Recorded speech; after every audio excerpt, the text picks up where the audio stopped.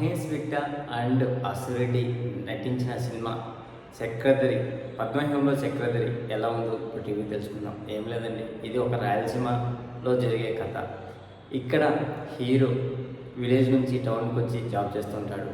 Heroine కూడా job కోసం టౌన్కి వస్తుంది. అప్పుడు హీరో హీరోయిన్కి హెల్ప్ చేయడము, వీళ్ళ మధ్య ఫస్ట్ ఫ్రెండ్స్ అవ్వడము, తర్వాత లవ్లో పడ్డము. అనుకోని పరిస్థితిలో హీరోయిన్ ఊరికి వెళ్ళిపోవడం, ఏమైందో తెలుసుకోవడానికి హీరో మళ్ళీ విలేజ్కి వెళ్ళడం, అక్కడ ఫ్రెండ్స్ హెల్ప్ చేసుకోవడం. ఇది స్టోరీ. ఇక్కడైతే నాకు కథ అయితే పరమ రొటీన్గా అనిపించింది. మధ్య మధ్యలో కొద్దిగా కామెడీ అని యాడ్ చేశారు.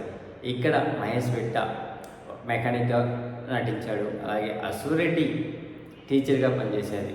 ఇక్కడ అసురెడ్డి ఒక తాగుబోతుని పెళ్లి చేసుకోవడం, ఇది అనేది సినిమాలోని మెయిన్ పాయింట్లు. ఇక్కడ ఏంటంటే మనము హీరో హీరోయిన్ కోసం వెళ్ళినప్పుడు హీరో తండ్రికి తెలిసిపోవడం, హీరోయిన్ తండ్రి కండిషన్ పెట్టడం, నాకు కావాల్సిన అల్లుడు ఇలాంటి క్వాలిటీస్ ఉండాలని.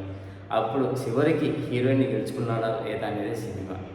ఈ సినిమాలో ఇది పరమ రొటీన్గానే అనిపించింది. ఇక్కడ కామెడీ మాత్రం కొద్దిగా అనిపించింది. అక్కడక్కడ కొద్దిగా ఆ టచింగ్ ఫీలింగ్స్ వచ్చాయి, కానీ మరి పెద్దగా ఏమనిపించలేదు. హీరో మాత్రం ఇది ఫస్ట్ సినిమా కావడము, అతని నటన ఇంకా కొద్దిగా మెరుగుపరుచుకుని ఉంటే బాగుండేది అనిపించింది.